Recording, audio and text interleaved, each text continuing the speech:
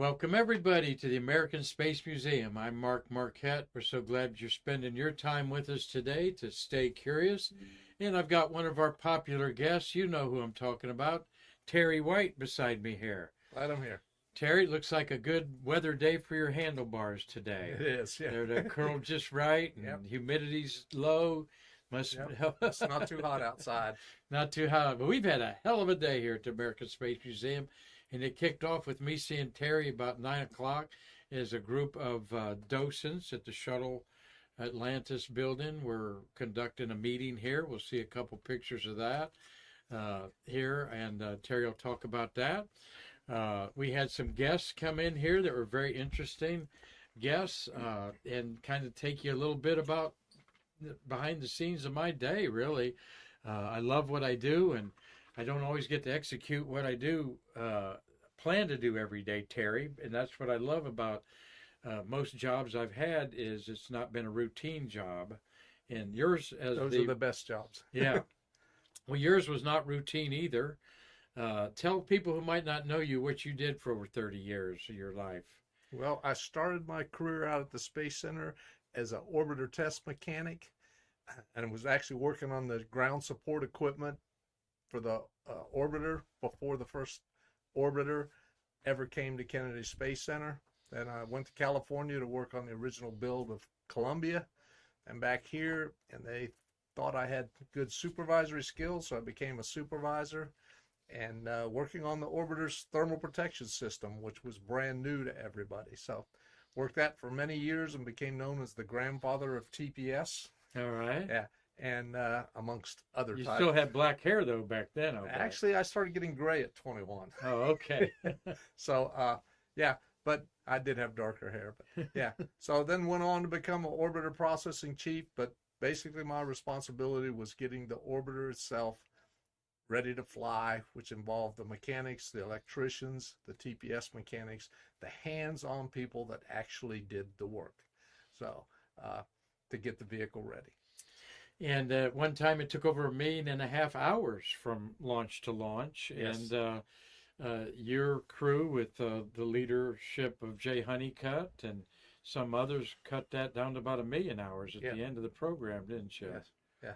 But when people said, well, why does it take so long? When you look at the extent of the work we had to do and the fact that the customer, NASA, wanted the vehicle restored to as close as we could get it to brand new. We tried to convince them it's a used truck, just treat it like a used truck and let it carry cargo to space. And nope, they wanted it returned. And that took a lot of hours and a lot of money to get it back to that condition. And running is just the last 5 missions just were really good missions, weren't they? They were. The orbiter would come back in such good shape. We said, really, if we change the tires, we can just fly it again. Wow. So, yeah. Well, of course, that was a legacy that ended July 2011, and still the legacy continues with the International Space Station orbiting Earth every 17 orbits every day. That would not be possible without the shuttle. Correct. And we're going to learn a little bit about the thermal protection system that Terry said he was, quote, the grandfather of. There's your little, we got the leading edge of the left wing there, the RCC, which stands for Reinforced Carbon. And we're going to look at that. Of course, that's what snake bit Columbia when a piece of the foam on the pod, on the tank, external tank, hit it. And we're not going to get into that so much as we're going to get into, like you enjoy, understanding the amazing technology of the space shuttle and all that was gone into it. And Steve Jokums is online. Thank you, Steve. He says hello to everyone at our Stay Curious gang from Lake County Spaceport at Fox Lake, Indiana. And Marty's on the board today. I'm grateful for that. Carlton Bailey says howdy and good afternoon to you, Dean Babcock. Lynn Feather says West Virginia here. Hugs, Terry. Hi, Lynn. Yep. And Tom Celentano, always interesting to hear Terry's experiences. And in parentheses, Mark, don't talk too much. I get it there. And hello, Marty, Mark, and Terry. from Gary Gerald, our great farmer up there in Collins, Georgia. And Doug Forrest says hello. He's in the shadow, so to speak, of Endeavor out there in Los Angeles going up. And he did send me some pictures, and we'll try to show those tomorrow. Also, Steve Jokum sent me some pictures. Endeavor's completely covered up, but boy, the building around it's really taken shape. And Good. It's really going to be a noticeable building out there in Los Angeles there. And there's my daughter. Hello there, Jessica, and my granddaughter's McKinley. Hi, McKinley, and little Macy there. So, and my daughter wants to remind you to like and subscribe to our YouTube channel so we can get more people watching it and monetizing this. Marty, hello to you. How you doing, buddy? I'm doing good, Mark. Hope you and Terry are doing the same. We are. I know what you've looked at the auction. Have you had time to look at the auction, Marty? I sure did. Yeah, pretty good auction, isn't it? I think so. Yeah, there's a couple of things I'd like to get, but I don't want to mention it because they'll outbid me. All right. We know John Borelli. He's bidding on that.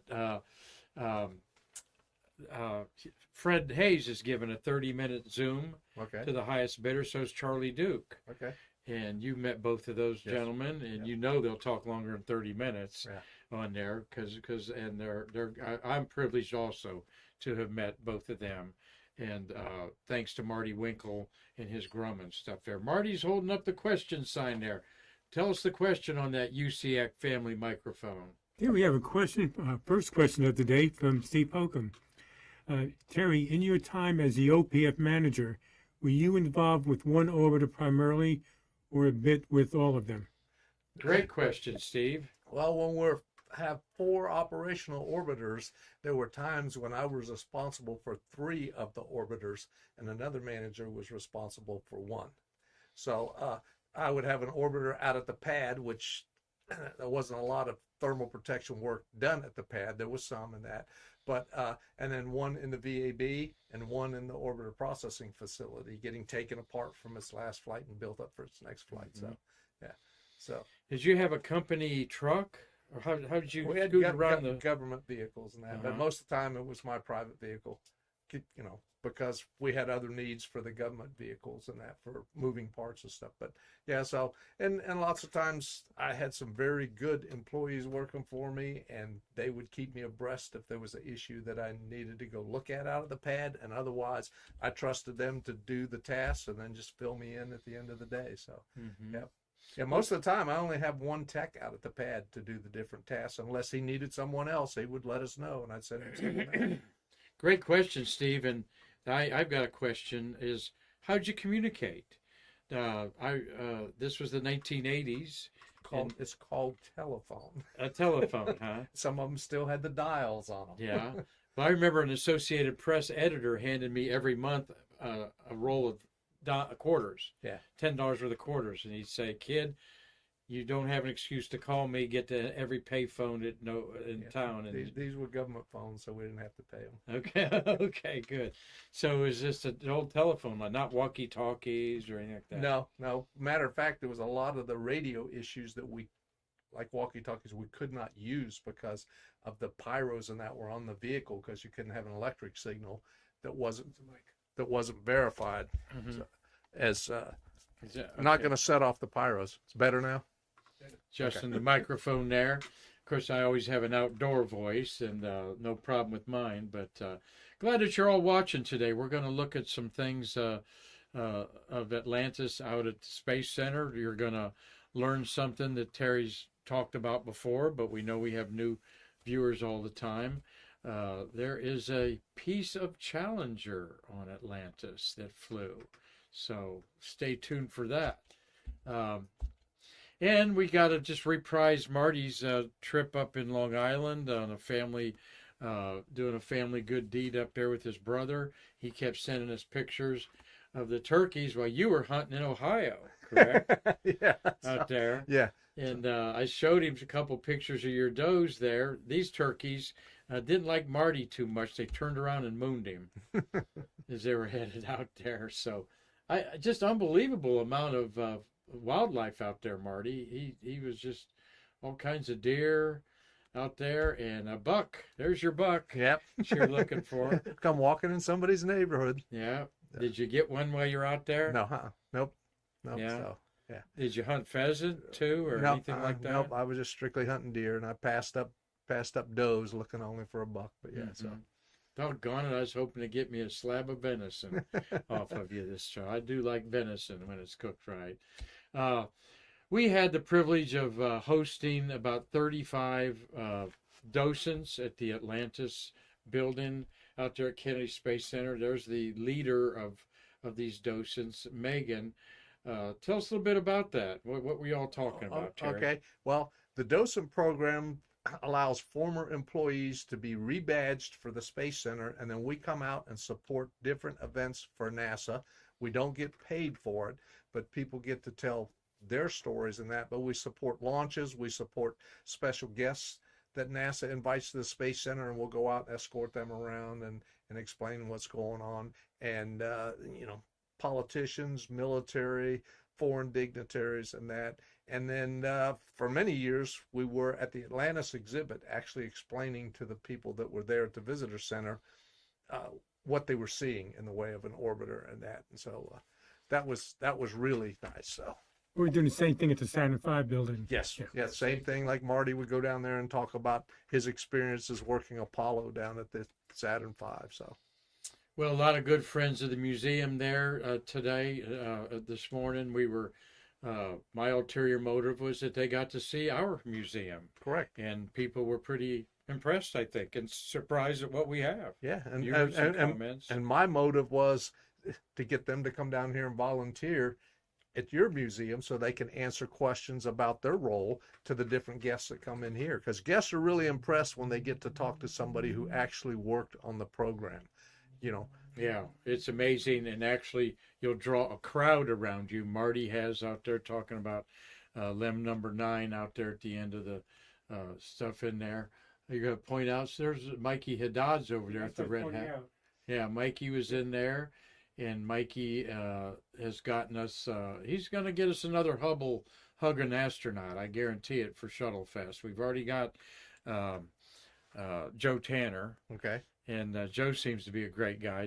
Never met him before. Yep, he is. He's going to be a lot of fun. And well, it was great to have him in there. And Megan said she was kind of new at that She is. position there. But she's doing an excellent job. So. Good. There's these are our national treasures, without a doubt. And I call you space workers that because you did things that no one's ever done before, aka land on the moon, Yes. or build the fabulous International Space Station that is really revolutionary. And the first reusable spacecraft. And the first reusable spacecraft, exactly right. So we got to watch a rocket launch. That's how it looks just from our driveway here, our parking lot, the vapor trail of another successful Falcon 9 launch and landing. And they have broke the record, I think, already for the Space Coast. I believe they've hit 82 or 83. Yeah, they're hoping to hit 100. So yeah, hoping to hit 100. One every 3 days. Just think about that, folks, and hope that when you come down here and visit, you hit one. Yes, Marty. Well, let's go back and we can point out, John Tribe and Eric Baker. yes. Yeah, I see both of them sitting side by side there. I'm trying to get my arrow on. Eric's at the top up there. Eric's one of our great docents, test project engineer there. There's Eric. And John Tribe's right there. Yep. John Tribe, a NASA legend. We'll be seeing both of them at the Rocket Ranch reunion Saturday. I'm sure you're going to show up there. Very good. There's our rocket launch there. We're just 10 miles away from the pad, really. 3 blocks away from the river. Here's a personal note. On the left hand there is Jose Vasquez, and on the right's Mike Freed. They stuck their head into the studio as I had the door open and started saying, "Mark, we watched your Stay Curious show. We really enjoy it." They started looking at all the stuff I have on the walls and thought it was a mini museum itself. And I told Marty, I said, we kind of take it for granted, some of this stuff we have around here. And we're blessed. But they're over there by our year 2023 and 2022 guest lists on the wall there, and they started looking up there, and they were press corps people worked out there, and they knew Carlton Bailey. Hey, CB, and we called them up, and they got to talk to Carlton about some of the good old times of the magazines they worked for and so forth. So, a great guy. And then Mike Freed was with Shuttle Source, the guy on the left, and Mike actually put together this poster of all 5 orbiters, okay, as if they were on a tarmac somewhere. And this was in the 1990s, and he said it took him maybe 5 days to Photoshop all that, where it'd maybe take you less than 5 hours today with Yes. today. But that's and I had him sign that. I've always enjoyed looking at that poster up there of all the orbiters up there. And People would ask, when did you get all 5 together? And we never did. It had No. to be Photoshopped because we didn't even build the 5th one until we lost it. right. Endeavor Challenger. replaced Challenger. Yep. This is what's the joy of being me, Terry, is just you never know who's going to come through the door every day. There's somebody that's got a story to tell. We harvested 4 or 5 great interviews already from your group of people here. Marty signed up one gentleman that was a public affairs officer. Yes. Before Hugh Harris even, and had great stories. And we're gonna be sharing those all with you today. But one other picture here on the right hand side is that's Charles Gillespie there, and that is Jose's nephew, EJ there. And what Mr. Gillespie, Dr. Gillespie brought me in here. He was one of the finalists for the Teacher in Space program. And so he donated these to the museum to use any way we want. And Terry, he says this patch is well sought after there. That's a very rare patch there. You're hard to find patch. What's it say there, Marty? Educator, mission, what's in the back? Yeah. Educator mission specialist. Yeah. Applicant specialist. And this is his winter. That's his summer one, and he's got a winter one. All right. So he was in the Teacher in Space program, didn't make it, but he participated in some, got the blue suit out of it anyway. And like so many people, they see this stuff in the closet. My family don't care about it, whatever. Yes. Let's take it down to the American Space Museum and see what we're going to do there. Your Peggy Holbert, your sister, says thanks to all who volunteer. Good to see you, Peggy, on there. Patty, your wife's probably watching, and the grandkids and stuff. Yep. So where's your son Travis at He's these days? in Poland. Is he in Poland? Yes. So over there with the Army. So Yeah. Kind of serious situation in Poland, so close to the Ukraine and Yeah, all, it is. right? It is. Yes. In there. But thank you, Dave Stange. He's watching with little Mia today. Hi, Mia. You're joining my little 1-year-old Macy and 3-year-old McKinley. So we got our grandkids watching the show today, and hope that they're influenced some way to be engineers and not a liberal arts guy like their grandpa. Make some money, kids. Be an engineer. But I've been blessed with what I've done all my life, and it's never been about the money. It's been about being happy and having a job that wasn't such a routine that I couldn't stand it. Just remember, they don't all have to be engineers. Some of them need to be technicians, because an engineer can design it, but if a tech can't build it, his design is no good. There you go. Good advice there, my friend. Well, let's get into some meat of our program today. A little bit of space history that we proudly have an artifact from. Many of you may know or seen on social media that in 1960, on this day, November 21st, right at 9 o'clock almost, an A-7 rocket engine of an unmanned Mercury Redstone 1 ignited and began to lift off the launch pedestal at Launch Complex 5. It went up 5 inches and set back down. Well, that pulled apart a cable that said the engine had stopped. It's okay to eject the escape tower of the Mercury that was unmanned, which it did.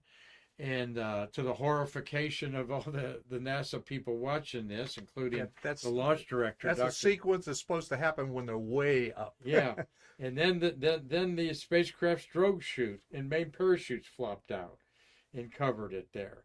But a lot of things did go right that didn't cause this thing to blow up, and it was, and that, by the way,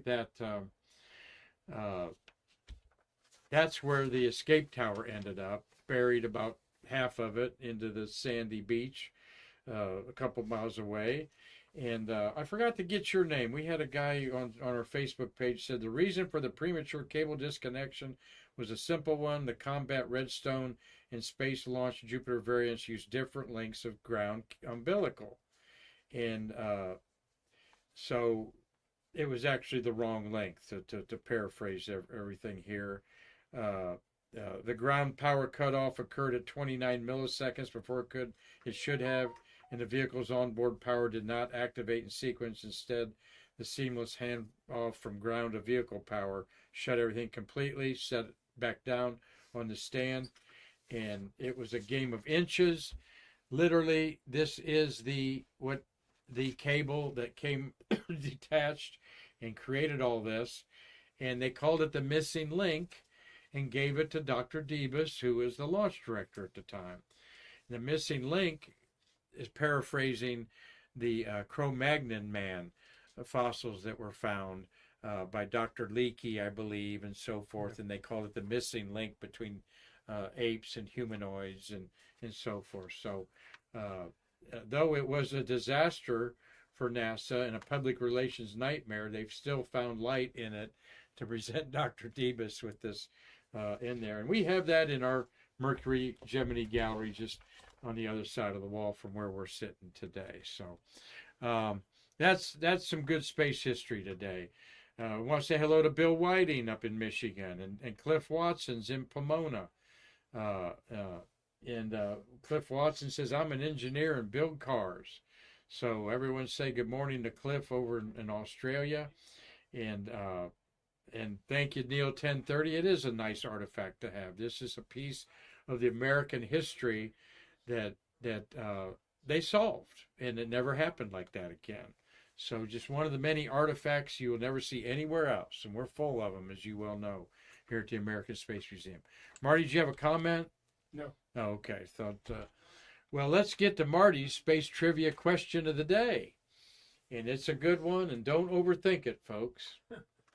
The question is, what does the Wright brothers' first flight and Shuttle Orbiter have in common?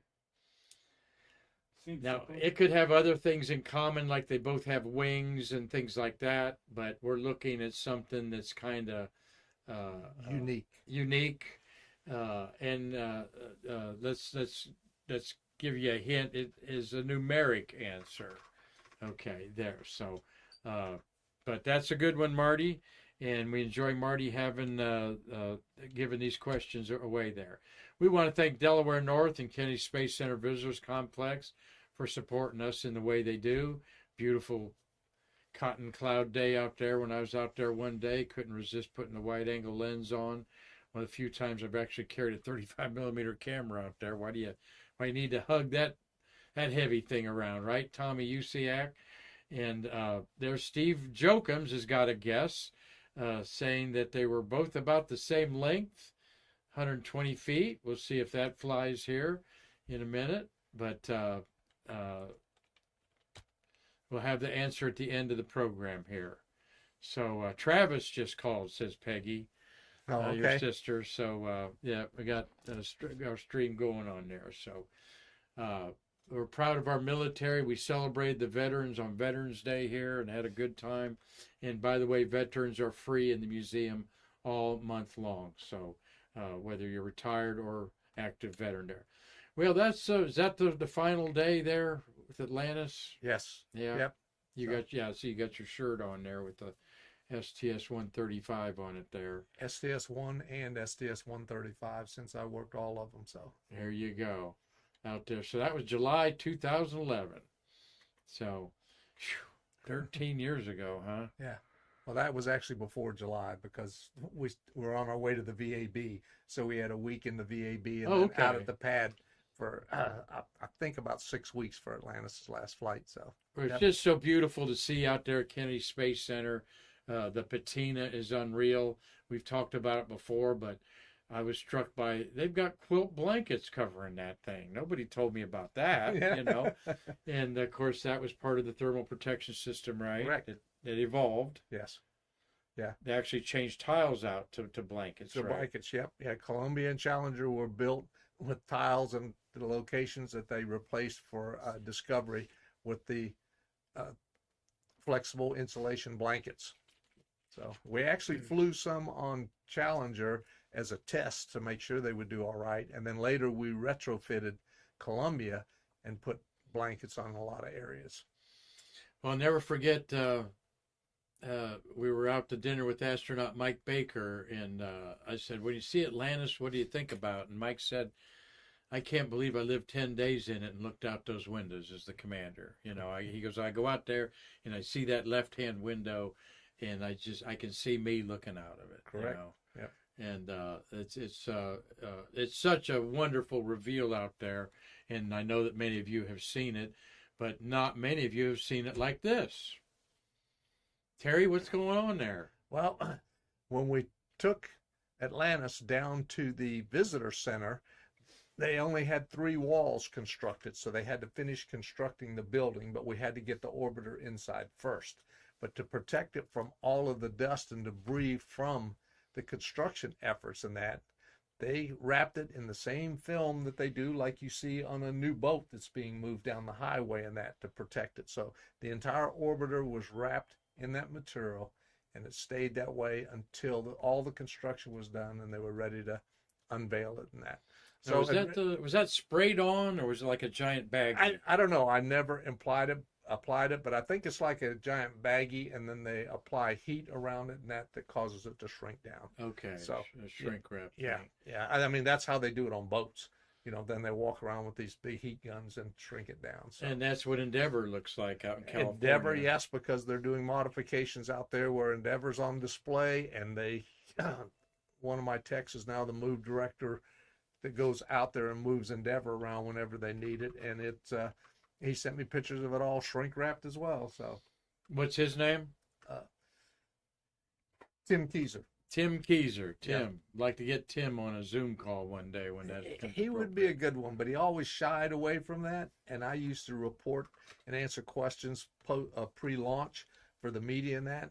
And the BBC was here doing a documentary, and I told Tim, I said, need you go out there and talk to them. He says, I can't talk to those people about that. I said, Tim, the producers told me that if you don't like your interview, that he won't use it. But I said, you'll do good talking about what you do and that. And he happened to be the mid-body lead man at the time, so he was responsible for installing payloads and doing anything on the mid of the orbiter.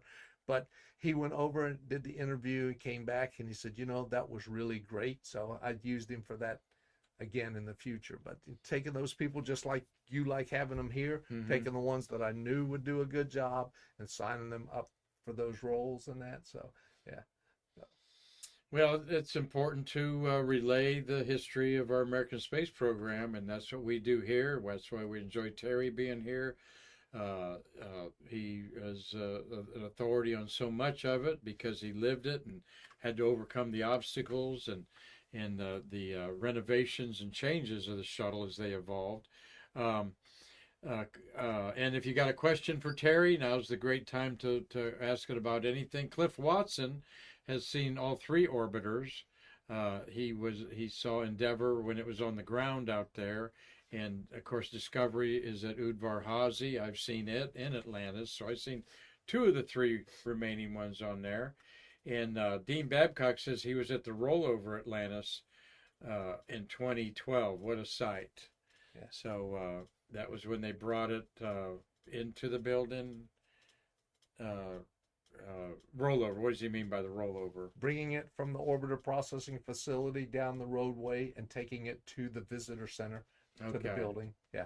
Oh, good. So, yeah. And I just see one thing on your screen.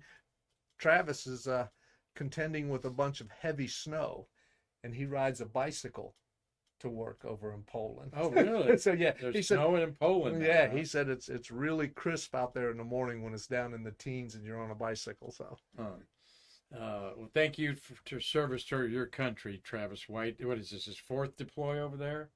it's his second deploy to Europe, but he went to Afghanistan twice and Iraq twice. So Yeah. yeah. Well, that's 6 deploys then. Mhm. 2, Yes. 2, 4, 6. So, he'll get some more medallions on his chest there, right? Yes. On there. And Dean Babcock, you got pictures of that. Send it to us. Well, we'd love to share those. You can send me anything at marq@americanspacemuseum.org, and I need to put a slide up for that.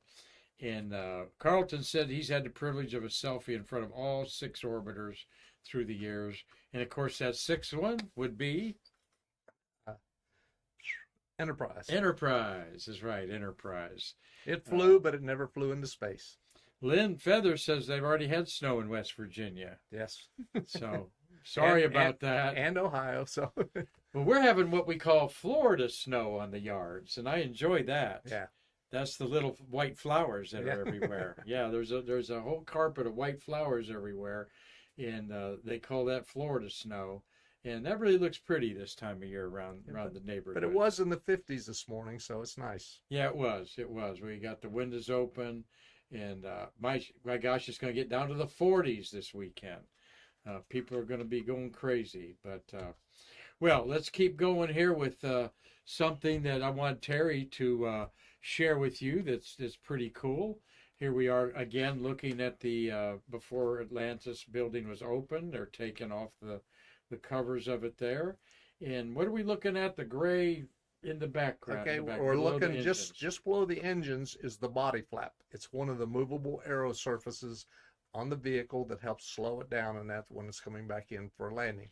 So But that is not the original body flap of Atlantis. you are correct.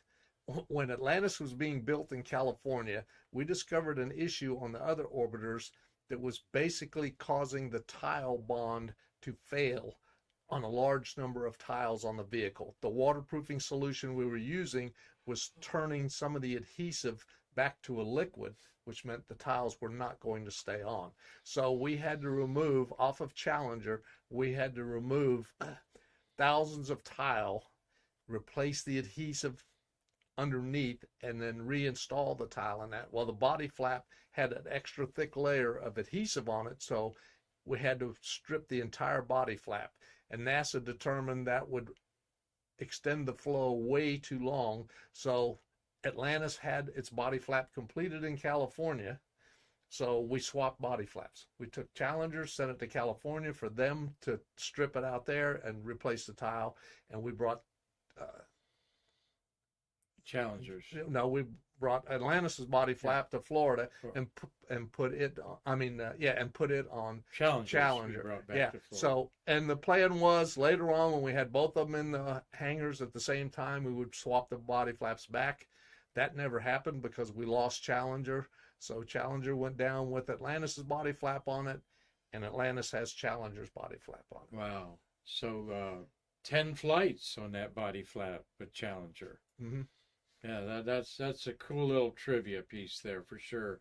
And since you told me that, when I see it, I look at that and just think, wow, Yep. it was on Challenger there. Of course, the SSME engines there, that Marty was a launch process services person working on those engines there. So beautiful, so unique. The late Lee Solid thinks they're the greatest engine ever made. And they're still using them today on other launch vehicles. Yep. 4 of them went in the ocean on Artemis 1.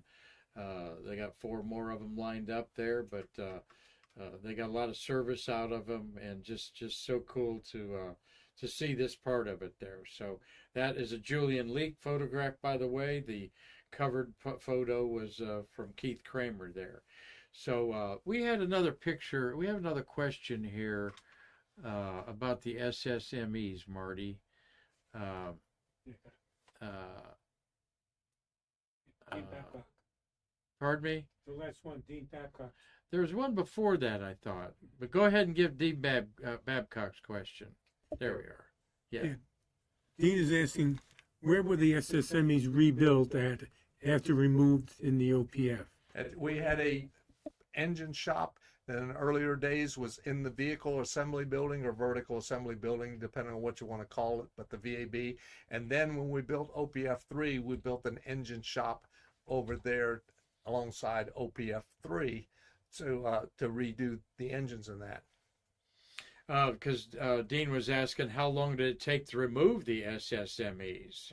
It took a while because there was over 200 panels that had to come off to expose the opening so you could take the engines out. We had to do all the internal disconnects and everything. But once we started taking the engines out, generally in a 24-hour span, they would have all 3 engines out. We had one engine heister, so we'd get one and take it across the street, then come back and get the next one and that. And then the same thing when we were reinstalling them. We got everything ready to put them back in after we'd done whatever mods or things that we had to do inside the aft, and then we would bring them over one after another and install them in the orbiter. And we always had to install engine 1 first. That's the top one? The top one, because you can't lift an engine above an engine. That was the policy. So we had one had to be in place, and then we could put 2 and 3 in. That's a safety tip there. Yeah, and then later on, when we had issues with engine 1, then we would have had to remove the other 2. So then they opted to go, we'll take the engine out once we're in the VAB, because then you're not lifting over an engine. You're vertical. Oh, Yeah, sideways. Yeah, Okay. but it was more of a challenge there. And then we also took engines and we replaced engines at the pad. Did you really? Yes. So you're standing up there way above the flame trench, looking down on very narrow scaffolding where you're up there taking everything apart to take an engine out and then putting it back in. Gee, so you got a ratchet wrench, you drop it, it just goes You down. don't drop in the flame anything. trench. Everything's tied to you. If that wrench falls, you better be falling with it. All right. We got another question from Gary Gerald, Marty. It's a good one on that UCAC family microphone. Terry, after the ET tank was jettisoned, what kind of thermal protection was used to cover the attachment points on the bottom of the orbiter? Okay, we called them the external tank doors. So if you look at a picture of the orbiter when it's being lifted in the VAB, you can see that there are the openings for where the external tank mates to the orbiter with the fuel and oxidizer lines. So at any rate, those doors are stowed up against the bottom of the orbiter. And then once the external tank is jettisoned in space, there are cameras that film it going away. And those are also on the lower aft of the vehicle, inside those openings. So once the commander is satisfied with the filming that he's done in that, then they give the signal and the doors close electrically. And now you have the thermal protection. So they're stowed up against there with the thermal protection up toward the thermal protection that's on the lower aft. And then once it rotates around, now you have a complete thermal protection system. Okay, good question, Gary Gerald. I wondered that myself. We'll show some of those contacts. We've done that before, other shows to show it up close. But that was one thing I was particularly interested in seeing on Discovery, laying on the ground there, that you could really see them from the angle you were at. But I never imagined that there was cameras on there, live cameras that they could see. You got to film it going away. That's where they filmed it going away on. And there. you can't see it on Atlantis on display because that's where the support is fastened. That's also where the orbiter mounted to the external tank. The 2 ET attach points back there, and then the one just after the nose landing gear door, the forward ET attach point. That was kind of a compromise in the design then. But, 3. like Cliff Watson saying that he saw that on Discovery, that they had them open down there. And that's what caught my eye too, Cliff, was I didn't notice that. Usually they'd be open in the 90-degree position, so. All right. We got, we're looking at, we're going to look at some details here that Terry's going to talk about. All right. Go ahead, sir. Well, we're looking at the left-hand wing, and the model I have has got the left-hand wing all exposed, but basically, we just took the engines out. Yeah. Basically, the gray is the reinforced carbon, and sorry about that, Marty, you can point it out on the picture. If that's a whole lot easier. But that is the part of the orbiter that sees the most heat on re-entry. That one sees 3,000 degrees on re-entry. Then right behind it, the black material is a high temperature tile, and that sees up to 2300 degrees. And then just behind that, the first white material is flexible insulation blanket. It's a little hard in that photo, but you can see that the blanket, and then right behind the blanket is the last part, and that is the felt reusable surface insulation, nicknamed Frizzy. So that, in that span, if you're looking there, and less than 24 inches, you go from 3,000 degrees to down to less than 700 degrees. 2 feet. You got the Frizzy over there, I see. Yeah. And the engineers, the design engineers, were very good about it. There were very few areas where they were off on their designs about what temperature it was going to see. But I just, when I have guests and I explain to them, I said, it's pretty amazing that much of a temperature differential in just from 3,000 to less than 700 in 24 inches. Wow, that's a factor of 4. Yeah, basically there. Here's your. Yeah, that's the Nomex felt. That's the one that sees less than 700 degrees. That's way in the back and there. That's the same thing that blue flight suit he showed is made out of. Is that Nomex? Oh, really? Yeah. Yep. Yeah. Yep. Yeah. He same as a flight suit when I flew in the Air Force. So. Okay. Yep. And then this one is the flexible insulation blanket. That's the one that replaced a lot of the low temperature tiles. Again, that's 1200 degrees. So, but extremely flexible and a lot less maintenance than about a half-inch thick. Yeah. So and then there was various thicknesses, and then this is one of the tiles, and the tiles see up to, like I said, 2300 degrees. They don't bounce very well though. No. But yeah. So again, every tile has this data on them. Yep. All the parts have it. So yeah. So VT. Now that one happens to be a test. If it was a flight part, it would be VO70. Okay. But the VT, that's one we built post Columbia incident to do a whole bunch of testing. And that tells you exactly where it would go on the ship. On the the number, 191037, so the lower wing, and then the 027 is the actual dash number of that particular tile, and then the other numbers are its serial number, and that tile could be tracked all the way back to the original bag of sand that it started from. That's amazing there. That's and this was, it's not so amazing today that they can track things. For example, Gary Gerald, they can track the seed they planted of those Vidalia onions and right to the box that he put them in Yes. there. But this is where it came from. This is where those type of procedures came from there.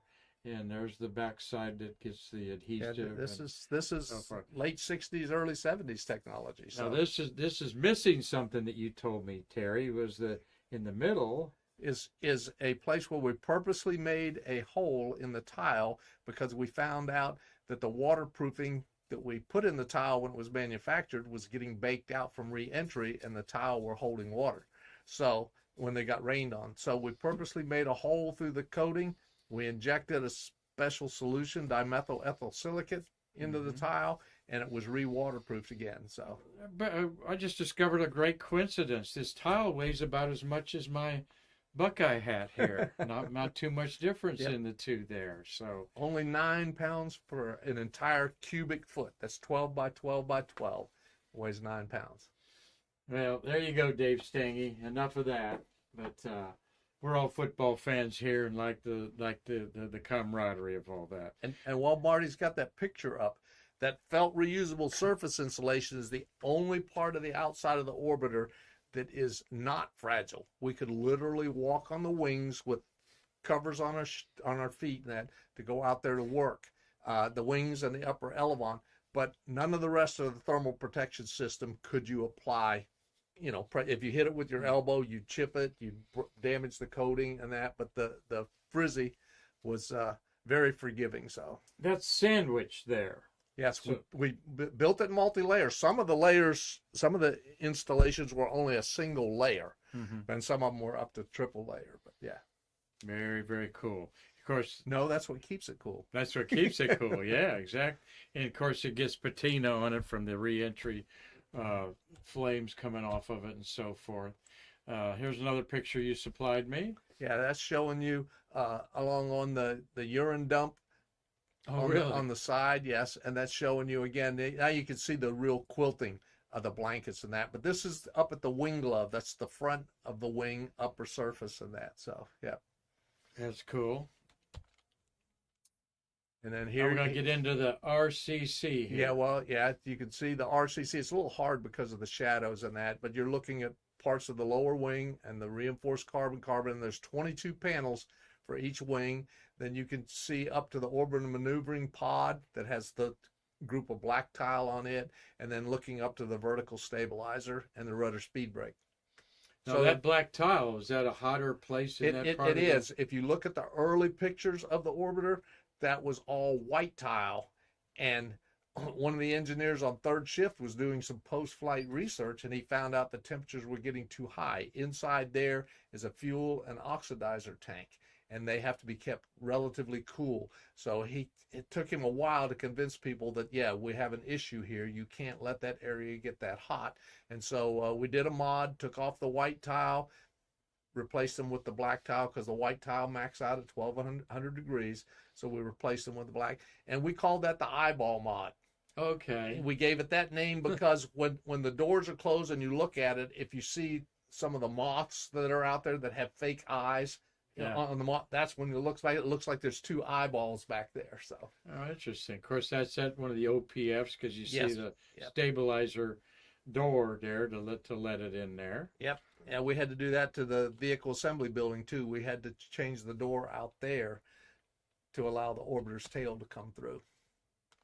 And this is looking at a side view with the reinforced carbon panels taken off. They look like they're thick. They're relatively thin.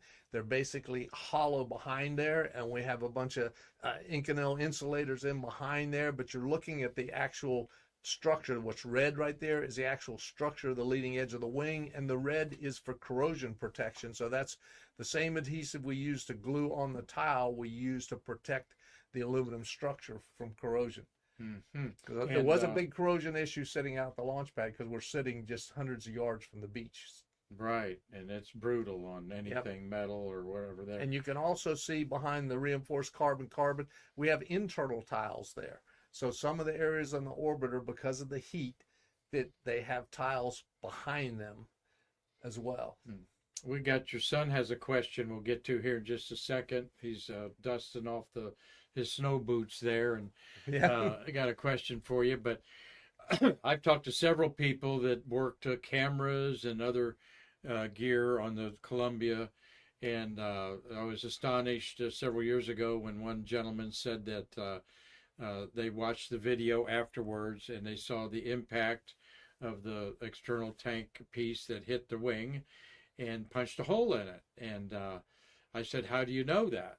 And he said, because we saw orange come out of it, and we knew that it had really gone in deep. Yes. And now I see where the orange came from Yeah. on there. I also asked him, what did your supervisors say? And they were told to don't say anything.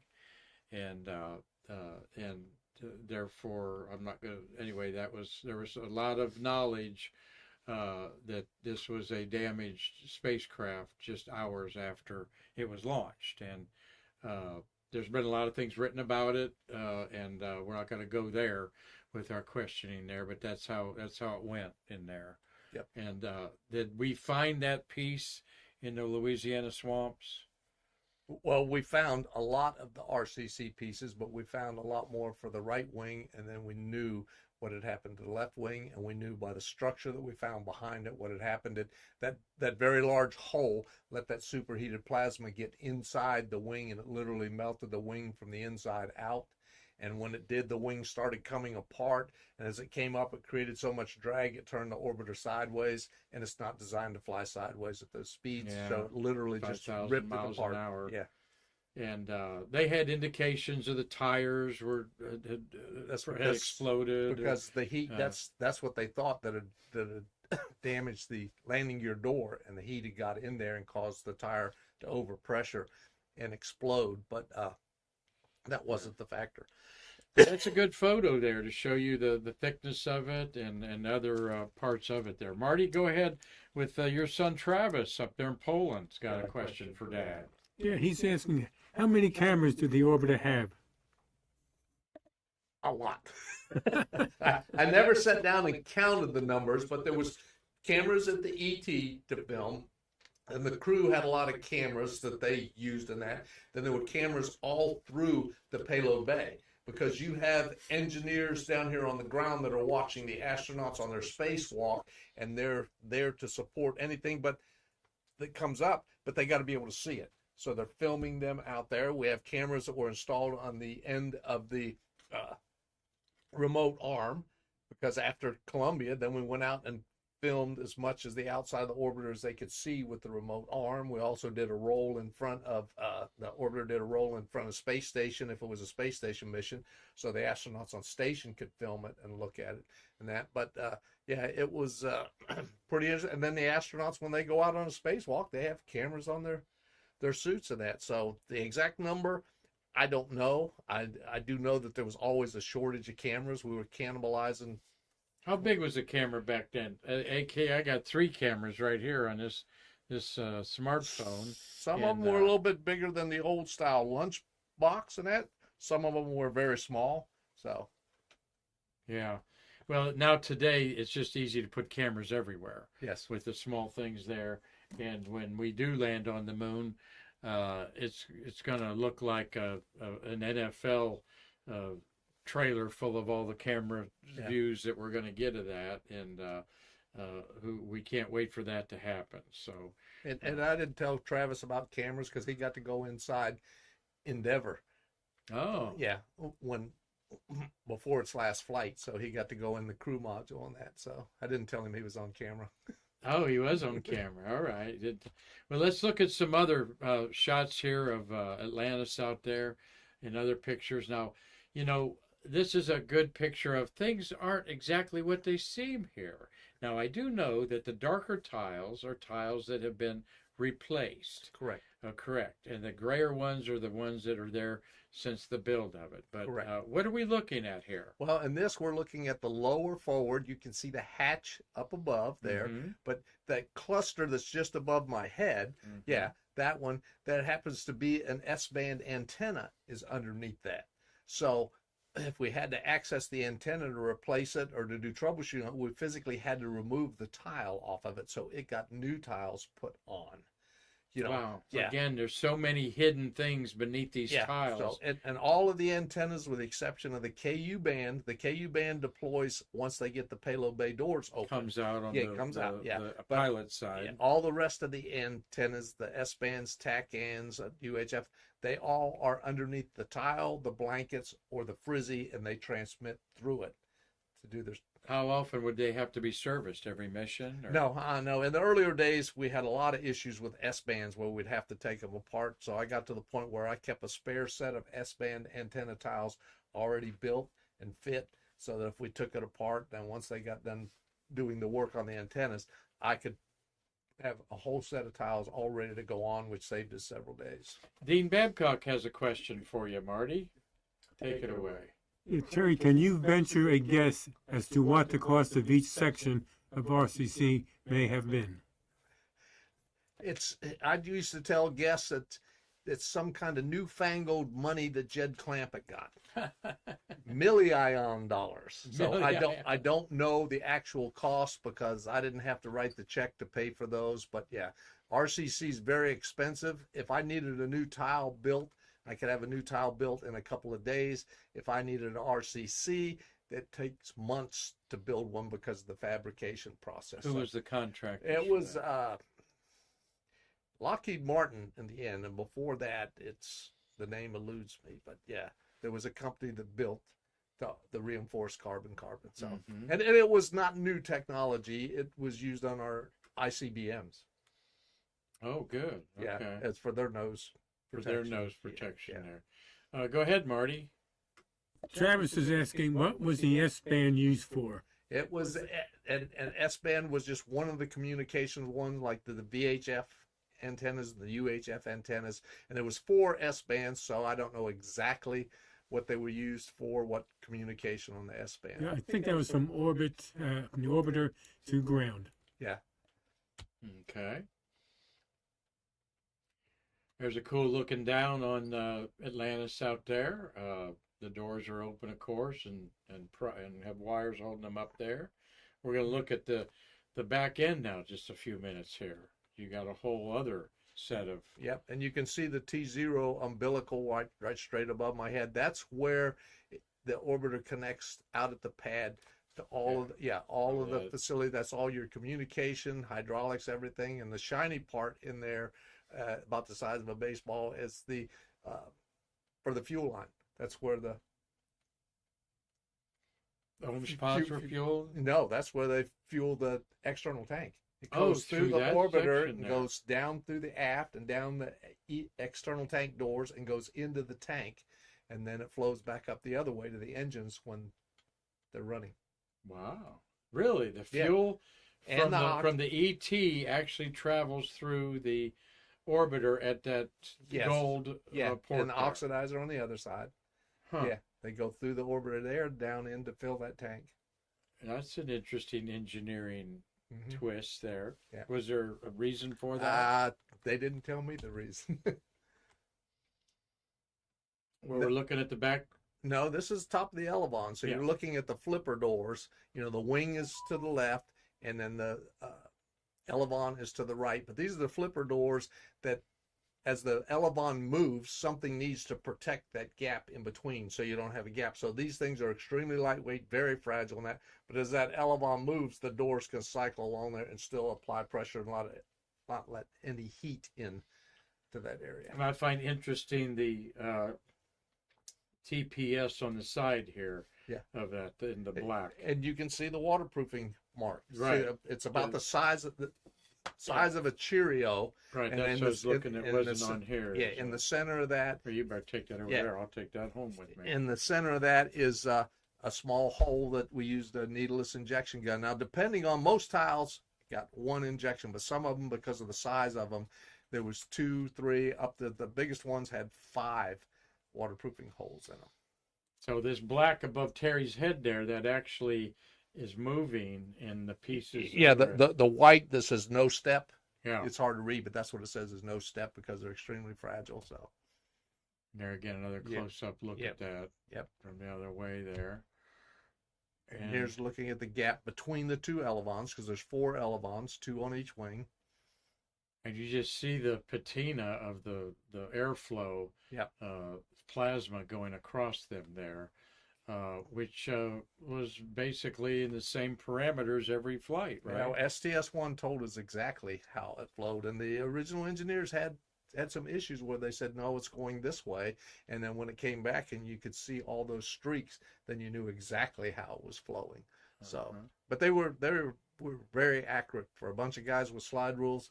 They did an excellent job of figuring out how much in between the gap. There's not a lot of heat flow, is there? That's what you see. No, but that's a gap between. But there's tiles on the side of the Elevon as well. So, how many tiles are we talking about again on Atlantis?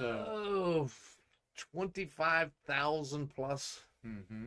Now, Columbia, when it was built, had almost 32,000 tile on it. Each one of them special handmade. Yep. And hand placed. Yes. In there. And there again is that connection there that you see the umbilical pull away at the launch. When you meet up with Joe Tanner, I think he actually got to bond a tile in California. Did he? I think, yeah. We're looking forward to meeting Joe Tanner, Hubble Repair Mission 2 or Upgrade 2. I forget the number on that, 81. But Joe Tanner's going to be part of our Shuttle Fest program there. A couple more pictures here before we say goodbye to Terry, but looking at the landing gear in a OPF situation, it looks like there. Yeah, we're underneath or just aft and underneath of the left wing, and you can see the landing gear doors open. It has to be for the gear to be down, but yeah, so. That was something that was an issue with John Young on STS-1. A couple of famous stories about that.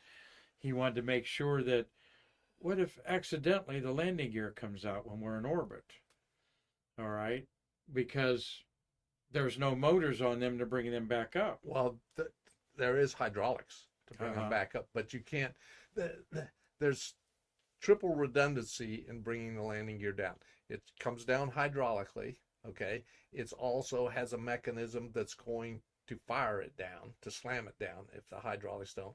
And it's also works on gravity. So as you get lower, it comes down into the airstream and it's going to pull it back and down. Okay. Yeah, so it is a triple redundant system. So. But John Young was worried about if we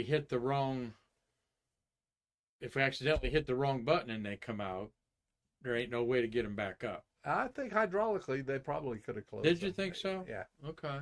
There's no resistance in space, so it's not going to take a lot. Yeah, there you go. They're heavy on the ground, but they're not in space. So, yeah. Well, Now, it would be hard to get a seal on the nose landing gear if it opened because of the seals we had around the door. mm-hmm. It was extremely hard. That's why we actually had to The broom crew. the broom crew to push the doors closed. Hydraulics would take them up to almost close, and it wouldn't do that final couple of inches. So we had people that manned.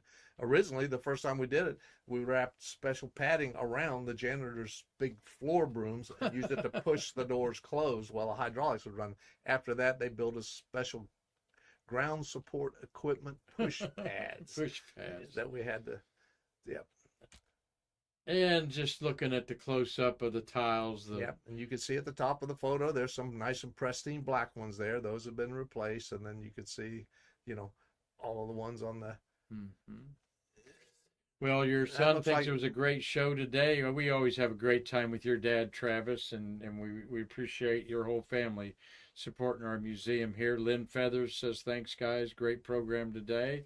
I'm going to end the program with my sister and I. That's my sister, Cher, who lives in San Angelo, Texas, was here about a month ago, and I took her on a tour out there. And Marty, do I look fat? You doing that photograph? Yeah, I must have had an extra large shirt on Yeah.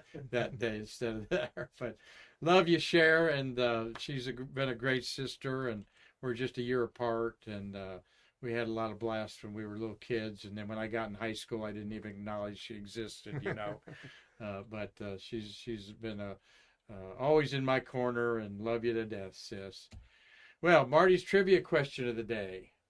Marty, go ahead and take it away. Okay, Steve Holcomb, I'm trying to find his comment. I can't find it, but here it is. He says they were the same length, 120 feet. Well, I guess that's partial credit. Yeah, we give him credit for that. He's the only one that answered too, though. But, no, we had an answer from, I think it was Dave Stangen. I can't find his answer, but he said it was the flight of the Wright brothers aircraft and the length of the orbiter are the same. He said, I'm rephrasing how he said it. Yeah. But he had the answer. Yeah. And that is about 122 feet for the orbiter, 120 feet or 22 for the Wright brothers' first flight. But think about that. Yeah. Now, From one end of the shuttle to the other, basically, was by the the first end of the flight. day, the Wright brothers flew a lot further than 120 feet. Over 400 but feet. Can you imagine those guys flying that first flight, and then you saying, "Well, we're going to build a spaceship that is the size of your entire flight, and we're going to fly it into space over and over again." Yeah. They'd have looked back at you and said, "And people think we're crazy." There's your daughter, Rebecca, with the grandkids saying hi, deal. Grandpa there. Hi, everybody. Yep, certainly enjoyed meeting you and the whole gang. Lane and Riley and Renee and LJ. Yeah, she got her hands full for sure. Yes. But good mom and a good family there. And what's Carlton saying? It might have been Discovery for C's 26. All right, not really following that, but that's okay, Carlton. I do this comment about that. The broom trick. Yeah. Must have been what we saw when we went in there for the news media. Somewhere in your files you have some pictures that I sent you of them doing it to Atlantis. Yes, I do. Yeah. And I believe you called up Jay Honeycutt one time and said, come over and be part of the broom crew. Bob Cabana did. Oh, it was Bob Cabana? Yes. Yeah. He called me and says, "Any chance of me?" And I said, "Yeah, but you'll have to get on the back broom. You can't get the front broom because you're too short." You'd say that to Bob Cabana. Of course. All right. And Bob's retired here on the Space Coast, and we know he'll be part of the things that we do here. So, love our what we do here, Marty. We're so blessed. Marty and I are going to have. There's the. I wanted to show the Wright brothers there. To Marty's question there. There you go. That historic picture. There's a whole story about these pictures being made too, and the Wright brothers were something else. And then there was a parallel group that did the Diamond flyer over in Europe. Was about the same, a little bit different, but boy, we've come a long way since 1903 to 2024 for sure. They would be amazed to see how flight has taken off. So, well, we thank you all for watching today. Always a great time when we have Terry here, and we can just virtually have no slides and talk, and maybe we'll do that one day. But Terry, we want everyone to take a look at our auction. We are a 501c3 charity nonprofit in the state of Florida, and your contributions through the auction or any other way is how we keep things operating here.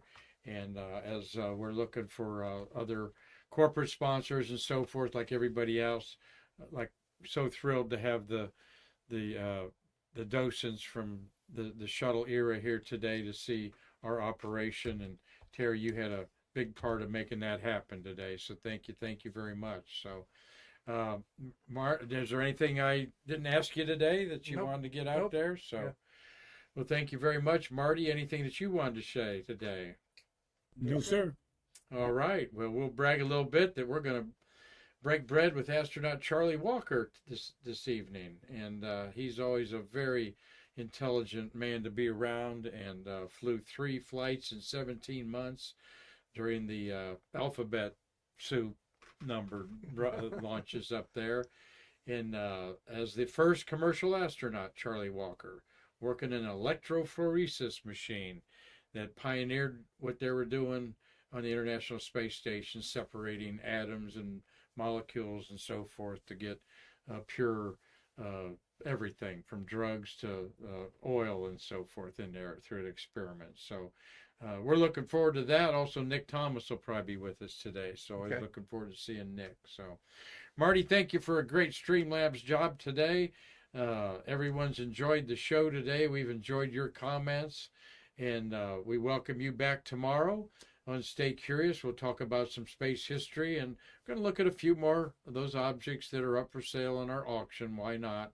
But we'll have some interesting space history for you also, as always, because that's what we celebrate, the American space age, where it all began here in Brevard County, Florida. Yes, Marty, one more question. Yeah, I'm sorry, I missed Dean Babcock's question. Did the umbilical connectors have to be changed frequently? The umbilical connectors that go into those panels we were showing there. To the side panels on the orbiter. No, not that I'm aware of, but those all connected out at the launch pad, so that wasn't any part of my function when it was out at the pad. But I don't recall having to do a lot of maintenance on there. They were a QD that separated, that's one of the last things that separate right before launch. Mm-hmm. And to protect them, they go into the thing called the tail service mast. So when they separate, they go inside that, and then huge steel clamshell doors come down and close so that all that heat doesn't get in there and damage them. Tail service mast mean the 2 dominoes? That's on gray dominoes. That's on the mobile launch platform. Yes. Yep. Yeah, that is a entire. We'd love to talk to somebody involved with that. Yeah, and someday. And then I had watched video that a NASA friend of mine did of launches and that, and he actually got the camera inside there filming it as the framework's coming in to the TSM. So yeah, I've seen a couple of those. That is pretty dramatic. So Terry, we always appreciate you, my friend. Sure. And look forward to you coming back in December and doing a program. We'll get you on the beginning of the month up there. 16 shuttles launched in the month of November, and I've not really outlined a bunch of them, but you guys were busy with 16 launches in the month of November. I think that's the busiest month of all. and some monumental missions there that I haven't talked too much about, but I'll get those lined up so we can share some of those maybe tomorrow. So thank you all for watching and taking your time to stay curious with us today. As you know, we really enjoy this outreach, and Marty and I have done over 1,160 shows together. So I figure about another 400 or 500 will be an overnight sensation Okay. someday in there, thanks to good friends like Terry White here. So until next time, I'm Mark Marquette saying, of course, we can't wait to see you again to bridge the space between us.